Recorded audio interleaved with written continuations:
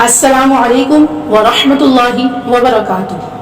मैं हाफ़िज़ा इक़रा उम्मीद करती हूँ कि आप सब जहाँ भी होंगे साथ खैरियत से होंगे। आज कुरान क्लास की नई वीडियो में आपके साथ हाजिर हैं।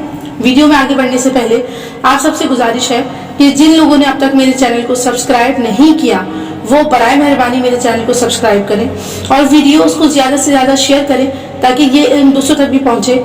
और जो लोग मुझसे ऑनलाइन कुरान क्लास लेना चाहते हैं वो मुझसे रब्ता कर सकते हैं। आगे बढ़ने से पहले जो है आप लोग से गुजारिश है कि वीडियो प्लीज़ फुल वॉच ज़रूर कीजिएगा क्योंकि इंशाल्लाह वीडियो बहुत ज़्यादा बेनिफिशियल साबित होगी आप लोगों के लिए। आज हम हुर्फ़ मद्दा पर बात करेंगे, तो आइए शुरू करते हैं। बिस्मिल्लाहिर्रहमानिर्रहीम। हुर्फ़ मद्दा 3 है, अलिफ वाव या। हुर्फ़ मद्दा 3 है, अलिफ वाव या।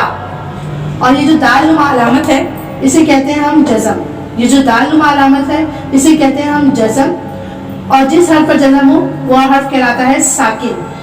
ये जो दाल नुमा अलामत है इसे कहते हैं हम जज़म और जिस हर्फ पर जज़म हो वो हर्फ कहलाता है साकिन।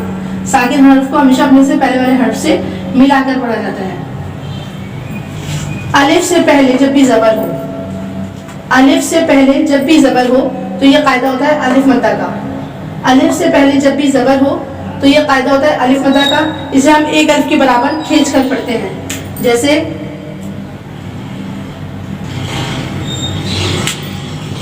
बा अलिफ ज़बर बा। या तो हमारी खुली हुई उंगली बंद हो जाए या फिर बंद उंगली खुल जाए। बा अलिफ ज़बर बा। हमने पहले भी डिस्कस किया था कि हिज्जे करते वक्त हम पहले वर्ड का नाम लेते हैं फिर साइन का। यहाँ पे 2 वर्ड्स हैं बा और अलिफ, पहले हम वर्ड्स का नाम लेंगे फिर साइन का। बा अलिफ ज़बर बा। इसी तरीके से वाव के ऊपर है जज़म। ये जो दाल नुमा अलामत है इसे कहते हैं हम जज़म और जिस हर्फ पर जज़म हो वो हर्फ कहलाता है साकिन। यानी कि वाव के ऊपर जज़म है तो वाव साकिन कहलाएगा। साकिन हर्फ को हमेशा अपने से पहले वाले हर्फ से मिलाकर पढ़ते हैं। तो वाव साकिन से पहले वाले हर्फ के ऊपर जब भी पेश हो, वाव साकिन से पहले वाले हर्फ के ऊपर जब भी पेश हो तो ये कायदा होता है वाव मद्दा का। इसे हम एक अलिफ की मिक़दार खींच कर पढ़ते हैं, जैसे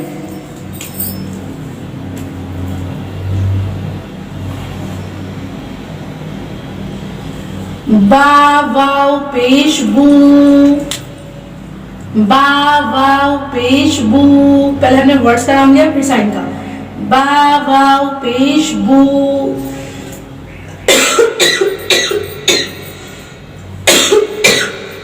इसी तरीके से या साकिन से पहले वाले हर्फ के नीचे जेर हो तो ये कायदा होता है या मद्दा का।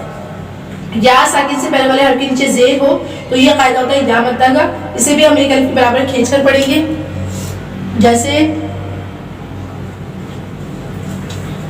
बा या जेर बी। बा या जेर बी रबा होगा बाबू बी। ठीक है। अलिफ से पहले जब भी ज़बर हो तो ये कायदा होता है अलिफ मद्दा का। वाव साकिन से पहले वाले हर्फ के ऊपर पेश हो तो ये कायदा होता है वाव मद्दा का। और या साकिन से पहले वाले हर्फ के नीचे जेर हो तो ये कायदा होता है या मद्दा का। इन्हें हम एक अलिफ की मिक़दार खींच कर पढ़ते हैं, कैसे बा बू बी। इसी तरीके से ता अलिफ ज़बर ता। ता वाव पेश तू। ता या जेर ती। ता तू ती। सा अलिफ ज़बर सा। सा वाव पेश सू। सा या जेर सी। सा सू सी। शुरू में मैंने अलग अलग वर्ड्स इसलिए लिखे थे ताकि आपको आसानी से समझ में आ जाए। ठीक है, इसको मिलाकर ही लिखा जाता है। एक बार रिपीट कर लेते हैं। हुर्फ़ मद्दा 3 है, अलिफ वाव या। और ये जो दाल नुमा अलामत है इसे कहते हैं हम जज़म और जिस हर्फ पर जज़म आ जाए वो हर्फ कहलाता है साकिन। साकिन हर्फ को हमेशा अपने से पहले वाले हर्फ से मिलाकर पढ़ते हैं। अलिफ से पहले जब भी ज़बर हो तो ये कायदा होता है अलिफ मद्दा का। इसे हम एक अलिफ की मिक़दार खींच कर पढ़ते हैं। एक अलिफ कहते हैं या तो हमारी खुली हुई उंगली बंद हो जाए या फिर बंद उंगली खुल जाए, जैसे बा अलिफ ज़बर बा। हिज्जे करते वक्त पहले भी हमने डिस्कस किया है کہ اس بات کا خیال رکھتے ہیں پہلے ہم ورڈ کا نام لیتے ہیں پھر سائن کا. یہاں دو ورڈز ہیں با اور الف. پہلے ہم ورڈز کا نام لیں گے پھر سائن کا. با الف زبر با. واؤ ساکن سے پہلے والے الف کے اوپر پیش ہو تو یہ قاعدہ ہوتا ہے واؤ مدہ کا. اسے ہم ایک الف کی مقدار کھینچ کر پڑھتے ہیں. با واؤ پیش بو. اور یا ساکن سے پہلے والے الف کے نیچے زیر ہو تو یہ قاعدہ ہوتا ہے یا مدہ کا. اسے بھی ہم ایک الف کی مقدار کھینچ کر پڑھتے ہیں. با یا زیر بی. رواں ہوگا بابو بھی. تا الف زبر تا. تا واؤ پیش تو. تا یا زیر تی. تا تو تی. فا الف زبر ثا. ثا واؤ پیش ثو. ثا یا زیر ثی. ثا ثو ثی. امید کرتی ہوں کہ آپ کو ویڈیو پسند آئی ہوگی. ویڈیو پسند آئے تو لائک شیئر کامنٹ ضرور کیجیے گا اور مجھے اپنی دعا میں یاد رکھیے گا. السلام علیکم ورحمۃ اللہ وبرکاتہ.